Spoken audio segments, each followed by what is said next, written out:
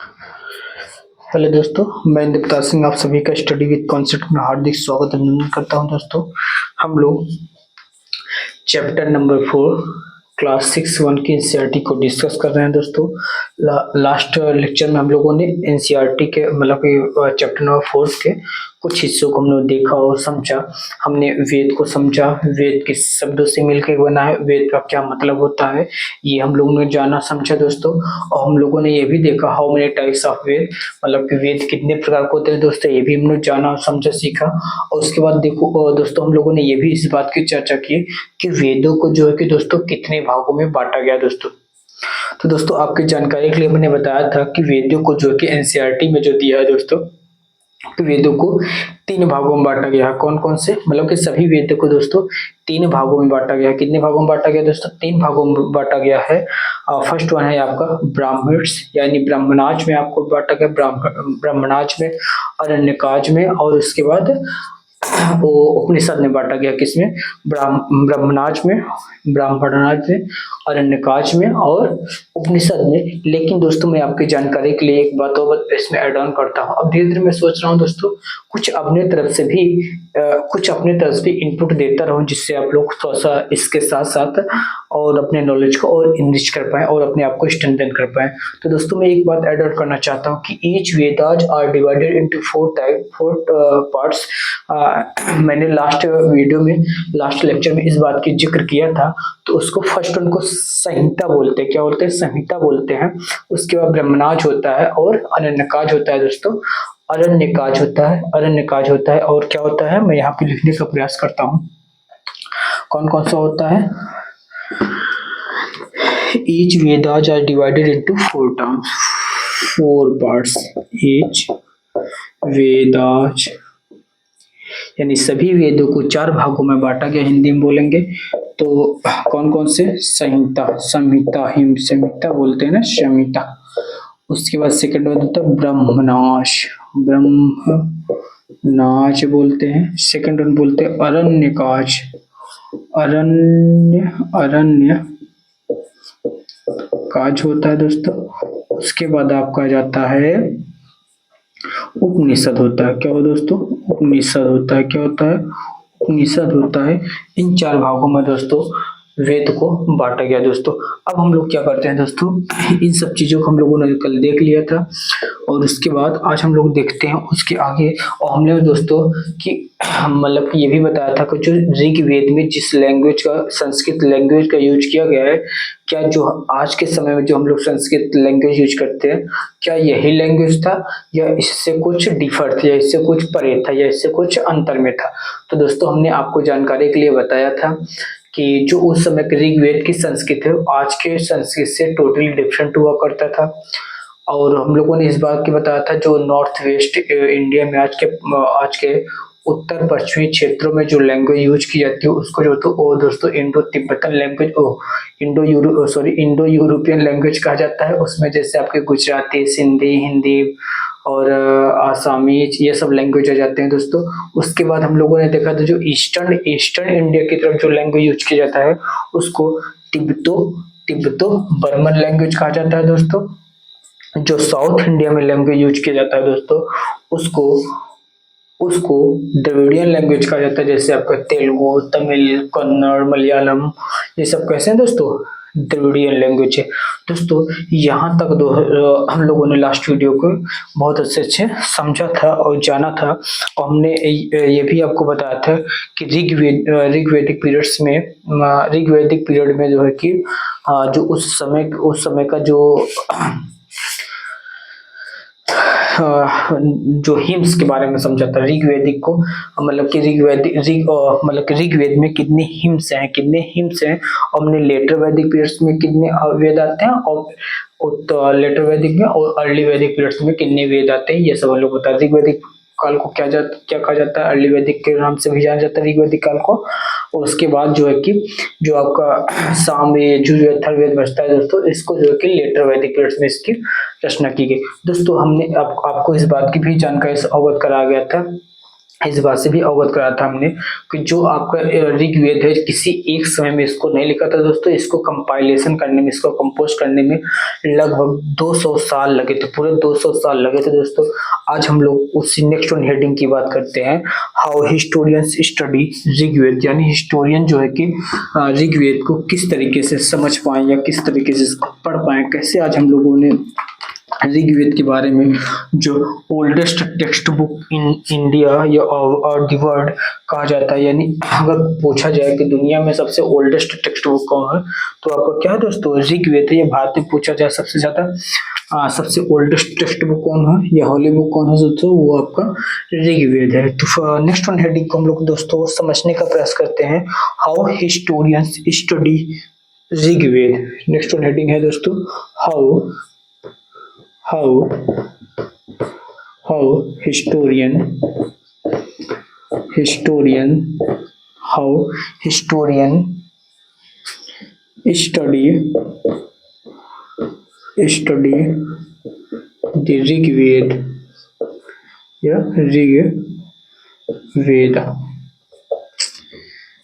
ऋग्वेद। ठीक है दोस्तों, तो आज हम लोग इस बात पे जिक्र करेंगे। तो दोस्तों हम लोग जानते हैं, हम लोगों ने इसके पहले जो कि 3 चैप्टर को पढ़ा, जिससे सेकंड फर्स्ट वन चैप्टर था what they were and how, ये सब चैप्टर था। सेकंड हंटिंग गैदरिंग को बारे में समझा। थर्ड वन चैप्टर हम लोगों इन द अर्ली सिटीज के बारे में हम लोगों ने देखा और समझा। तो दोस्तों इन सभी के दौरान जब हम लोग स्टडी कर रहे थे तो आर्कियोलॉजिस्ट के जितने भी तथ्य थे, एक्सकेवेशन एक्सप्लोरेशन से जो भी चीजें मिलती हैं, उसके बाद जो हम लोगों ने इतिहास को गढ़ा उसको हम लोगों ने लास्ट चैप्टर में देखने और समझने का प्रयास किया। तो दोस्तों उसी प्रकार से जो आर्कियोलॉजिस्ट को जो है कि खनन के माध्यम से, एक्सप्लोरेशन के माध्यम से, एक्सकेवेशन के माध्यम से जो भी उनको तथ्य मिला, वो जो है कि दोस्तों उन्होंने उसके आधार पर इतिहास को समझा। अब धीरे धीरे क्या हुआ कि इसके बाद कुछ इनको लिखित साक्ष्य भी मिले, कुछ लिखित स्क्रिप्ट भी मिले, मतलब लिखे हुए साक्ष्य मिलते हैं।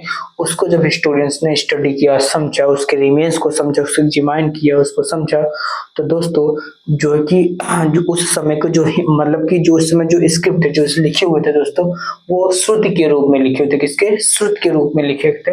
जैसे हिम्स हमने बताया था कि ऋग्वेद में 1028 हिम्स हैं, जिसको शुद्ध कहा जाता है। शुद्ध का मतलब तो वेल से जो अच्छी तरीके से बातें कही जाती है। तो दोस्तों उस समय का जो हिम्स हुआ करता था, ये किसी 2 पर्सन या 2 से अधिक लोगों में संवाद हुआ करता था, यानी एक जैसे मैं आपसे संवाद करूं, आप हमको प्रत्युत्तर कर रहे हैं। तो इस प्रकार से संवाद के रूप में जो वहां पे साक्ष्य मिलते हैं, संवाद मतलब कि बातचीत का ऐसा कुछ साक्ष्य मिलता है दोस्तों। इसी में एक जो है कि आपके एनसीईआरटी में दिया है कि एक ऐसा पेज, मतलब कि एक ऐसा, वैसे बहुत सारे पेज मिलते हैं जो कि एक उसमें से एक पेज आज भी महाराष्ट्र के पुणे म्यूजियम में रखा गया है दोस्तों। वहां पे इस चीज का जिक्र मिलता है, उसको जो है कि वहां पे रखा गया है। तो दोस्तों मतलब कि हमने ये बताने का प्रयास किया कि जो उस समय जो ऋग्वेद हुआ था, ऋग्वेद में वो संवाद के रूप में हुआ करता था, यानी एक दूसरे लोग आपस में बातचीत कर रहे हैं, उसी बातचीत के माध्यम से जो है कि उनको लिखित सोर्स मिले, और उसी को जब हिस्टोरियंस ने जब इसको स्टडी किया तो उसके बाद कुछ वो कंक्लूड करते हैं। उन्हीं में से एक अंश जो है कि किताब में दिया गया, उस अंश को हम लोग देखने और समझने का प्रयास करते हैं। जैसे ऋषि विश्वामित्र और रिवर के बीच संवाद है दोस्तों, उसको हम लोग समझ लेते हैं। क्या है संवाद, मैं आपको पढ़ के सुना देता हूँ। लिखा है, विश्वामित्र, ऋषि विश्वामित्र कहते हैं वो रिवर्स, मतलब कि वो क्या करते हैं कि नॉर्थ वेस्ट वाले पार्ट में जो है कि हम लोग जानते हैं कि जो आपका ऋग्वेद का जो कल्चर है दोस्तों, वो कहाँ डेवलप हुआ है दोस्तों, इस वाले रीजन में डेवलप हुआ है। कहाँ पे? इस वाले रीजन में, यहाँ मतलब कि इस वाले पूरे रीजन में, इसी वाले रीजन पूरा वैदिक कल्चर आपको देखने को मिलता है। कहाँ पे? वैदिक कल्चर कहाँ तो नॉर्थ वेस्ट पार्ट में दिखता है। तो यहीं से एक रिवर दोस्तों यहाँ से एक बहती है, इसको बोलते हैं सतलज रिवर। सतलज रिवर में एक और रिवर जाके मिल जाता है, इसको ब्यास बोलते हैं। ब्यास जो है कि सतलज रिवर जाके चेन्नई में मिलती है, चेन्नई में एक और रिवर मिलती है आपका रवि रिवर है, और ये सब जाके इंडस रिवर में मिल जाते हैं। तो इन्हीं मतलब कि ऋषि विश्वामित्र जो है कि नॉर्थ इंडिया, मतलब कि इस तरफ से नॉर्थ से साउथ की तरफ जा रहे थे, तो बीच में जो है कि इनको एक रिवर मिलती है जो ब्यास और सतलज थी। तो ऋषि विश्वामित्र और उस नदी के बीच में जो संवाद होता है दोस्तों वो यहाँ पे अंकित किया गया है, उसको मैं पढ़ के सुनाता हूँ दोस्तों। विश्वामित्र कहते हैं कि ओ reverse come down from the mountains like two swift horses, like two shining cows that lick their calves। यानी ऋषि विश्वामित्र कहते हैं कि मतलब कि आप इस तरीके से मतलब कि उस सतलज और ब्यास नदी को कहते हैं कि hey river hey river hey river come down from the mountains, यानी आपकी जो ऊंचाई मतलब कि पानी इतनी तेज धारा से बह रही है कि जैसे मतलब कि एक तेज हॉर्स यानी एक रफ्तार घोड़े की चाल से, और पानी का फुहान बहुत पानी से भरा हुआ है एकदम, मतलब कि अपने फुल चैनल में बह रही है। तो जो आपकी मतलब कि घोड़े जैसे रफ्तार है और माउंटेन पहाड़ जैसे आपकी ऊंचाई है, और आप इस तरीके से कुछ अपनी ऊंचाई को कम करिए, रफ्तार को कम करिए, जैसे एक गाय जो है कि अपने दो बछड़े को मतलब कि उसको प्यार करते हुए चाटते हुए जैसे उसको सहलाती है, उसको पुचकारती है, इस प्रकार से आप भी अपनी ऊंचाई को अपनी रफ्तार को कम करिए, जिससे हम क्या करें इस पार से दूसरे पार तक हम चले जाएं। तो नेक्स्ट है you move like chariots to the sea, और जो ऋषि विश्वामित्र कहते हैं कि you move like chariots to the sea, मतलब कि आप इस तरीके से मूव कर रही हैं जैसे चैरियट जो है कि यानी रथ जो कि रथ का जो रफ्तार होता है अपने इंड पॉइंट की तरफ चलता है, उसी तरीके से जो रिवर है वो जाके समुद्र में मिलती है, यानी आप अपने इंड पॉइंट को कैप्चर करने के लिए, प्राप्त करने के लिए उस रफ्तार में भागी जा रही है, बहती जा रही है through the power of Indra. जो आपका रफ्तार है ये आपकी जो पावर है इंद्र के कारण है। You are full of water and wish to unite to, और आप इस तरीके से आपकी इच्छा है कि इतनी पानी भरी हुई है आप जल्दी से जाके समुद्र में मिल जाएं और एक हो जाएं, इस तरीके से आप कुछ मूव कर रही हैं, और आपके मूव करने का जो पावर है, जो आप मोटिवेटेड है, वो आपके इंद्र भगवान है, ये सारा कुछ बताते हैं। तो रिवर्स कैसे we who are full of water move along the path of the gods, वो कहती है रिवर कहती है कि सतलज और ब्यास कहती है हम लोग जो कि भगवान के द्वारा बनाए हुए पथ पे चलते हैं, मूव करते हैं। वंस वी स्टार्ट फ्लोइंग, जब हम लोग एक बार बहना स्टार्ट हो जाते हैं तो we can not be stopped, तो हम लोग नहीं रुकते हैं। Why do you pray to us, आप हमसे क्यों, हे ऋषि आप हमसे क्यों जो है कि विनम्र या विनती कर रहे हैं। तो विश्वामित्र कहते हैं हे बहना हो sister please listen to me, कृपया मुझे सुनिए।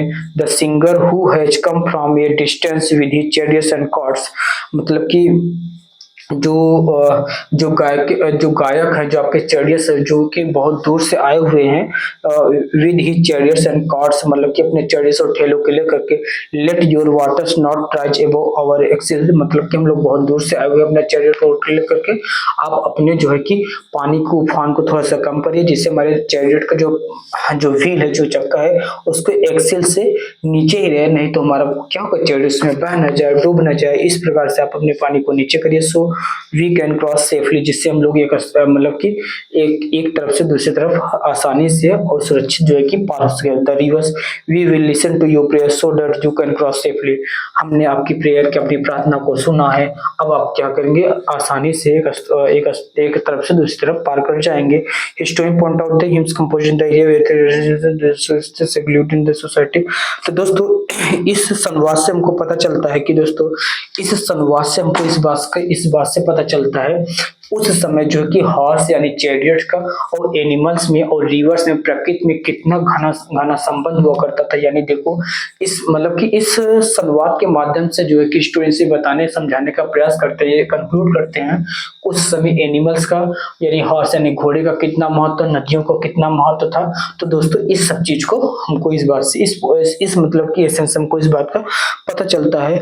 अदर रिवर्स स्पिरिट मतलब कि सिंधु नदी के साथ साथ जो दोस्तों सिंधु नदी जो है कि अब देखो दोस्तों ऋग्वैदिक मतलब कि वैदिक कल्चर में देखते हैं मतलब जो आज हम लोग सप्त सिंधु कहा जाता है कि मतलब कि आज जो लोग सिंधु नदी को जानते हैं दोस्तों उसको ऋग्वैदिक काल में यानी वैदिक काल में दोस्तों विभिन्न नामों से जाना जाता था। जैसे आपका चेनाब को अस्किनी कहा जाता था, व्यास को आई थिंक ऐसे कुछ नामों से उनको जाना जाता था। मैं इस एनसीईआरटी में नहीं दिया है, तो हम लोग उसको नेक्स्ट वन वीडियो में अच्छे से डिटेल से बता देंगे। नहीं तो हम लोग क्या करेंगे, जब इस ऋग्वेद को चैप्टर समाप्त हो जाएगा तो हम लोग इसको एक फैक्ट लेकर के आएंगे, उसमें आपको अच्छे से पूरा सारे रिवर को बता देंगे कि आज किस नाम से उस रिवर को जानते हैं, और जो कि आज से मतलब कि ऋग्वेदिक पीरियड में उस रिवर को किस नाम से जानते थे। दोस्तों ये सब हम लोग क्या करेंगे, विपाशा के नाम से जाना जाता था, और ऐसे बहुत सारे नाम हैं जो हम लोग नेक्स्ट वीडियो में मतलब कि जब ये चैप्टर समाप्त होगा उसमें आपको हम बताएंगे। तो दोस्तों मैं आपको अभी इस बात को बताने चल रहे हैं कि मतलब कि उस समय सिर्फ और सिर्फ सिंधु नदी और उसकी सहायक नदी की ही चर्चा नहीं की गई है। इसमें जो है कि ऋग्वैदिक काल में जो है कि दोस्तों यमुना और गंगा की भी चर्चा मिलती है। और all the name of sims the Ganga and Yamuna, मतलब कि गंगा और यमुना जो है कि उस समय उतना महत्व नहीं था। तो देखो जिसका महत्व था उसका ज्यादा उसमें चर्चा ऋग्वेद में किया गया, जिसका कम चर्चा किया गया मतलब उसका कम महत्व था। उस समय अगर पूछा जाए सबसे सबसे जो है कि हाली रिवर का यानी पवित्र नदी कौन सी, सरस्वती नदी हुआ करते थे, जो आपके गगर होकरा के नाम से आज पाकिस्तान में रीजन में जानी जाती है, हम लोग यहाँ गगर के नाम से जानी जाती है। और जो आज ड्राइड अप होगा मतलब कि मिस्टीरियल फॉर्म में से रन करती है, ऐसा हम लोग कुछ लोग का मानना है। तो दोस्तों ये सब हम लोगों ने इस बात में समझने किया। अगर आपसे पूछा जाए गंगा एंड यमुना और mentioned only one times in Rigveda, क्या लिखेंगे, Ganga and Yamuna mentioned only once in Rigveda, ठीक है। और जो मल्टीपल टाइम्स कौन सा, इंडस है एंड इट्स ट्रिब्यूटरी, ठीक है। और जिससे हॉली रिवर कौन सा दोस्तों, हॉली रिवर, ठीक है। अभी इस संवाद के माध्यम से मैंने बताया कि रिवर और एनिमल्स का कितना महत्व करता था। ये सर इस बात से पता चला कि उस समय गाय और घोड़े का कितना महत्व हुआ करता था। हॉली रिवर कौन था आपका दोस्तों, सरस्वती है, आज जो कि विलुप्त हो गए, मिष्टी रूप में बहती है। तो दोस्तों इस अभी तक हम लोगों ने ये भी चर्चा देखने और समझने का प्रयास किया। दोस्तों आई होप इतना आपको क्लियर होगा, क्रिस्टल क्लियर होगा, इसमें आपको किसी प्रकार कोई समस्या नहीं होगी। आई होप ये भी आपको विजिबल ही होगा। इसमें से आपको ऐसे दिखता है, अब तो ठीक है। ये चलो अब ठीक है लगता है मुझे। तो ठीक है दोस्तों, आपको सब कुछ विजुअल दिख रहा है। सरस्वती मैंने लिखा है SRA सरस्वती, ठीक है, ये सरस्वती है, ठीक है। अब आपको ठीक है, तो यहाँ तक हम लोग दोस्तों गंगा यमुना वेस्ट में हम लोग बर्क ट्री मतलब कि यही की बात कर रहे थे। ये सवाल है, ये आप एनसीईआरटी बुक में देखेंगे ऐसा दिया गया कि पेज फ्रॉम मैन्युस्क्रिप्ट जो आपके महाराष्ट्र म्यूजियम में रखा गया। दोस्तों अब हम लोग एक और हेडिंग को देखने और समझने का प्रयास करते हैं। दोस्तों बहुत ध्यान से समझना, अभी तक हम लोगों ने जितनी भी बातों को ध्यान से समझा और वो सारी बातें हम लोगों ने देख लिया है। हाउ हिस्टोरियन स्टडी, मतलब कि हिस्टोरियन जो है कि कैसे ऋग्वेद को समझे और पता लगाएं, कैसे हम लोग जान पाए उसके बारे में, ये सब बारे बताया कि मतलब कि जो हिम्स हुआ करते थे हर एक मतलब कि जो भी बातें उसमें हुआ करती संवाद के रूप में हुआ करती थी। यानी जैसे रिवर का विश्वामी से संवाद हुआ, ऐसे संवाद के रूप में जो कि अलग अलग जो है कि पेजेस में मैन्युस्क्रिप्ट के फॉर्म में हुआ दोस्तों। तो उसको जो कि जगह जगह से, इसीलिए आप जैसे देखो दोस्तों कोई भी साक्ष्य जो कि सोर्स जो कि बिखरा हुआ है उसको कलेक्ट करने में, एक बुक बनाने में लगभग दोस्तों 200 वर्ष लगे। कितने लगे तो 200 वर्ष लगे, तब जाके इसको कंपाइल करके हम लोगों ने एक बुक का नाम दिया जिसको ऋग्वेद कहा गया। दोस्तों अब आपको इस बात को, इसमें कोई तनिक भी किसी प्रकार कोई समस्या नहीं होगी। अब हम लोग देखते हैं कैटिल, हॉर्सेस एंड चैरियट्स, ठीक है दोस्तों।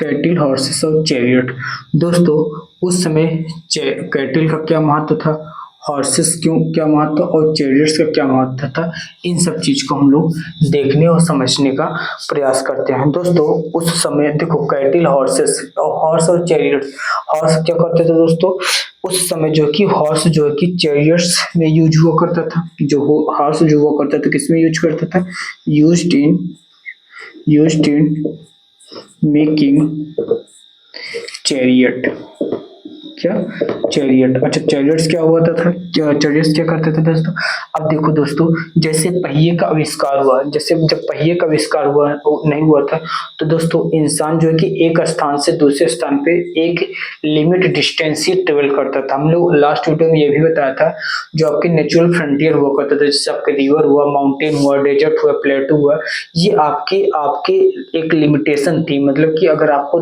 दूर दूर दराज तक आपको आपको पैदल चलना है, मतलब पानी का स्रोत नहीं है, खाने का कोई स्रोत नहीं है, डेजर्ट में जाना है, तो क्या करेंगे आप अपनी ही तरफ जाएंगे ना, क्योंकि आपको जहां तक आपके आंखें जा रही रोशनी जा रही है, सिर्फ और सिर्फ आपको रेगिस्तान दिख रहा है, प्लेटू दिख रहा है, पहाड़ी दिख रही है, नदी दिख रही है। तो दोस्तों क्या आप एक स्थान से दूसरे स्थान पे मतलब कि गमन करना इजीली होगा, नहीं होगा, यानी ये सब बैरियर थे, नेचुरल बैरियर थे जो आपको कन्फाइन करते थे, सीमित करते थे, आप ज्यादा दूर तक ट्रेवल नहीं कर सकते। लेकिन जैसे ही पहिए का आविष्कार हुआ और उसमें घोड़ा गाड़ी लगा दिया गया दोस्तों, तो क्या करते थे, अब एक स्थान से दूसरे स्थान तक गमन करना जो कि दोस्तों लोगों के लिए आसान हो गया, यानी जो नेचुरल बैरियर था, जो इंडियन सब कॉन्टिनेंट नेचुरल बैरियर था, उसको ब्रेक करना अब आसान हो गया था, मतलब एक स्थान से दूसरे स्थान तक अब लंबी दूरी तय कर सकते थे दोस्तों, इस प्रकार से। अच्छा जब लंबी दूरी तय करेंगे तो हम लोग एक मतलब कि कोई एक राजा है, इसका कोई एरिया ये है और अगला राजा इसका ये, अब आप तय करेंगे उसके एरिया में आ जाएंगे तो दूसरे पक्ष में कन्फ्रंटेशन यानी लड़ाई होने की चांसेस हो जाएंगे, तो वहां से फिर दोस्तों यहाँ से कन्फ्रंटेशन स्टार्ट हो जाता है। तो यानी जब उस समय जो लड़ाई हुआ करती थी दोस्तों, तो उस समय जो बैटल हुआ करता था, जैसे आज भी बैटल, आज हमारे यहाँ जब बैटल होती है तो किसके लिए होता है, जियोपॉलिटिक्स यानी जमीन के लिए होता है, जैसे देखो बॉर्डर की इशू होता है, अच्छा वाटर के लिए होता है, लेकिन आज जो है हम लोग जानवरों के लिए नहीं लड़ते, कैटिल के लिए नहीं लड़ते, हॉर्सेस के लिए नहीं लड़ते, जमीन के लिए लड़ते हैं, अपने सरहद के लिए लड़ते हैं, अपने कल्चर के लिए लड़ते हैं और अपनी डिग्निटी के लिए लड़ते हैं। यानी आज की लड़ाई और उस समय की लड़ाई से आज बहुत ज्यादा डिफरेंट हो गई, क्योंकि आज उस समय से हम लोग टेक्नोलॉजी में और हर चीज में थोड़ा सा हमारा इम्प्रूवमेंट हो रहा है। तो दोस्तों उस समय मतलब कि that time battle was fought from, मैं लिखता हूँ उस समय लड़ाई किसके लिए होती थी, दैट टाइम इन वैदिक periods, battle was fought for कैटिल, यानी जब लड़ाई दूसरे पे आक्रमण करते थे तो वहां उस कबीले में जितने जानवर थे उसको उठा लेते थे। अच्छा जमीन को कब्जाने के लिए होता था, हॉर्सेस को, अगर जितने हॉर्सेस होंगे दोस्तों उतना वो लोग ज्यादा दौड़ते थे, ज्यादा कबीला जब लंबा मतलब कि जैसे लोग ज्यादा जमीन जोड़ेंगे तो लोग कबीले को भी लोग जोड़ेंगे, अब इस तरीके से उनका समूह बढ़ता जाएगा। अब एक स्थान से दूसरे स्थान गमन करने के लिए कैटिल, लैंड, हॉर्सेस, इन सब चीज के लिए दोस्तों किसके लिए, कैटिल के लिए, फॉर कैप्चर कैटिल, और उसके बाद हमने कहा लैंड, हॉर्सेस और वाटर कैप्चर, क्योंकि वाटर अगर ज्यादा होगा तो अच्छे से एग्रीकल्चर, वाटर की अवेलेबिलिटी होगी, वाटर वाला रीजन होगा जहाँ पे हर साल पानी आता होगा, तो वहाँ पे दोस्तों पानी हमेशा अपने न्यूट्रिएंट्स को भी लेके आता है, जैसे गंगा के तराई वाले क्षेत्र में खादर भाबर को हम लोग जानते हैं, तो वो क्या करते हैं आपको हमेशा जो कि जो सॉइल होता है उसको रिप्लेस करता रहता है, न्यूट्रिएंट्स लाता रहता है, तो उपजाऊ फर्टिलिटी उस सॉइल की बढ़ती रहती है। तो वाटर के लिए लड़ाई होती थी, कैटल के लिए होते थे, लैंड के लिए होता था, हॉर्सेस के लिए होता था, इन सब चीज के लिए दोस्तों लड़ाई हुआ करता था। अच्छा जब लैंड होगा तो दोस्तों जब इनके पास बहुत सारा कैटल होगा तो उसको खिलाने पिलाने के लिए क्या चाहिए, पॉस्चर मैंने चारा के लिए, तो जब जमीन कैप्चर करेंगे तो वहां से बहुत सारा चारा जो है कि जानवरों उनको मिल जाएगा। तो दोस्तों इन सभी के कारण जो है दोस्तों उस समय लड़ाई हुआ करती थी। और हमने बताते हैं हॉर्सेस का प्रयोग कहाँ करते थे, चैरियट्स जो है कि दोस्तों कहाँ पे प्रयोग हुआ करते थे। तो इन सब चीज चीज से दोस्तों हम लोग पता चलता है कि लड़ाई मतलब कि कैटल, हॉर्सेस और चैरियट्स का क्या महत्व है। अब हम लोग दोस्तों इस बात को समझने का प्रयास करते हैं उस समय जब हम लोग मतलब कि जब वो जो कबीले का हुआ तो करते थे, जो उस समय के वैदिक वैदिक पीरियड्स के पीपल हुआ करते थे, जब किसी रीजन को वो लोग जीत लिया करते थे, जब किसी रीजन को जीत लिया करते थे दोस्तों, तो उनके पास एक असेंबली हुआ करती थी। क्या हुआ था, तो लोगों को कलेक्ट करते थे। और ऋग वैदिक पीरियड्स की बात बता रहा हूँ, उस समय जो है कि उनमें से सबसे ज्यादा स्किल होता था, जो अपने मतलब कि वो जो उसमें लड़ाई लड़ी गई है, बैटल लड़ी गई है दोस्तों, उनमें अपने आप को ब्रेव मतलब कि बहादुर हुआ करता था, स्किल हुआ करता था, उसको उसमें उसको राजा बना दिया। नहीं उसमें कोई चुनाव का मैटर नहीं था, आपके शारीरिक शारीरिक पोटेंशियल ये देखा जाता था, और आपके पास कितना स्किल है या लड़ाई करने की स्किल यानी हथियार चलाने की स्किल, ये आपके पास स्किल होनी चाहिए। इसके इन इन सभी बेसिस के आधार पर जो है कि उस समय राजा चुन लिया जाता था दोस्तों। और जो जब जब एक कबीला दूसरे कबीले हमला करते थे, उसके बाद जो उनको धन मिलता था, जो जमीन मिलती थी, जो गाय मिलते थे, जो हॉर्सेस मिलते थे, वो जो है कि दोस्तों पुजारी और अदर पीपल में जो उसमें कबीले को लोग हुआ करते थे, सभी बराबर बराबर भागों में या फिर अपना एक रेशियो में बांट दिया करते थे, क्योंकि सबका उसमें पार्टिसिपेट हुआ करता था। कुछ इस प्रकार से दोस्तों उनका जो है कि सिस्टम हुआ करता था, कुछ इस प्रकार से दोस्तों उनका सिस्टम हुआ करता। आई होप अभी तक हमने आपको जितना बताया उतना समझा दोस्तों, अभी तक आपके दिमाग में सब कुछ छप गया होगा कि बैटल कैटल मतलब कि battle for cattle, horses, chariots क्या होता था, इन सभी चीज का हम लोगों ने अच्छे से जिक्र और असेंबली के बारे में मैंने बताया था। अच्छा कैटल और क्या क्या मिलते हैं, कैटल से आपको दूध, दही, माठा ये सब मिल जाएगा, जिससे आप खा पी के लोग उसमें क्या करते थे, ये सब अपना शरीर वगैरह बनाएंगे, जिससे वो अपनी दक्षता अपने और एरिया को विस्तार कर पाए। दोस्तों अभी तक हम लोगों ने जो तक आपको समझाया बताया, ये सभी आपके दिमाग में जान में छप गई होंगी। अब हम लोग क्या करते हैं कि दोस्तों इस क्लास को यहीं पे एंड करते हैं, और हम लोग जब नेक्स्ट वन क्लास में मिलेंगे दोस्तों क्या करेंगे, नेक्स्ट वन हेडिंग को समझने का प्रयास करेंगे। मैं कोशिश करूंगा कि नेक्स्ट वन चैप्टर में इस चैप्टर को नेक्स्ट वन क्लास में जो कि चैप्टर को समाप्त करने का ही प्रयास करूंगा। तो आराम आराम से चलना है, जितना पढ़े हम लोग बेहतरीन तरीके से समझे और हमारे दिमाग में सब कुछ छप जाना चाहिए। जब मैं आंख मूंदूं, अगर आपके दिमाग में आता है कि व्हाट बुक्स एंड वर्जल्स क्या क्या हमको बताता है, तो आपको पूरे हेडिंग आना चाहिए। वेद क्या है, वेद कितने प्रकार के होते हैं, फिर वेदों को जो कि कितने भागों में, हर एक वेदों को कितने भागों में बांटा गया है। उसके बाद आपके दिमाग में इस बात को पता आनी चाहिए कि हिम्स क्या होता है और उपनिषद क्या होता है, आपका अरण्यका जो क्या होता है, ब्रह्मराज क्या होता है, संहिता क्या होता है, ये सारी बातें आपके दिमाग में छप जानी चाहिए। मतलब कि जैसे कहानी के रूप में हमने बताया वैसे आपके दिमाग में छप जाते हैं। और उसमें लड़ाई कैसी होती है, आज जो लड़ाई होती है ऐसे ही कुछ पैटर्न इसी के लिए लड़ाई हुआ करती थी, या फिर उस समय की लड़ाई जो कि कारण कुछ और हुआ करता था, ये सारी बातें दोस्तों। और ऋग्वेद में जो असेंबली मतलब उसमें राजा कैसे चुनाव यानी मोनोक्रेसी था, डेमोक्रेसी था या फिर थ्योरोक्रेसी था, किस प्रकार से राजा का चुनाव हुआ करता था, आम पीपल यानी कॉमन पीपल के लोग का भी कितना महत्व हुआ करता था, प्रीस्ट यानी जो आपके पुजारी हुआ करते थे दोस्तों, इनका कितना महत्व हुआ करता था, ये अपने लाइफ को कैसे चलते थे, ये सब तमाम बातें आपके दिमाग में दोस्तों छप जानी चाहिए। दोस्तों आपसे विनम्र हम्बल रिक्वेस्ट है दोस्तों, आप लोग इस वीडियो को शेयर नहीं करते हैं, आप लोग एटलीस्ट जितने लोग देखिए करिए दोस्तों उतने लोग एटलीस्ट कमेंट तो किया करिए। कमेंट नहीं कर पा रहे हैं तो कुछ नहीं तो कुछ अपना दिल कुछ भी कैसे अपना हम तक अपनी प्रतिक्रिया समझाएं, जिससे हम लोग इस बात को तो हम लोग सुनिश्चित हो जाए ना कि हम जिसको पढ़ा रहे हैं मतलब कि जिससे हम इंटरेक्ट कर रहे हैं, जिसके लिए हम वीडियो बना रहे हैं, जब सोच कर रहे हैं दोस्तों, एटलीस्ट जो हम हमारे साथ जुड़ रहा है वो भी जिंदा दिल इंसान ही तो है। मतलब कब देखो मैं भी इंसान या कैमरे के सामने बोलना है, सब कुछ ऐसे करना, तो उसको लगता है अगर आप अपनी भी प्रतिक्रिया देते रहेंगे तो मुझे लगा कि नहीं ठीक है किसी लिविंग पर्सन को मैं बता रहा हूँ, नहीं तो ऐसे होगा वीडियो अपलोड करते रहना फिर ऐसे सब कुछ चलते रहना दोस्तों। तब से हम्बल रिक्वेस्ट है, आप कुछ भी अच्छा बुरा भला जो भी हमारे बारे में हो मतलब कि एक डिसेंट लैंग्वेज में लिखिए गया, आप स्टूडेंट हैं इसके लिए आप तो इतना तो कर ही सकते हैं।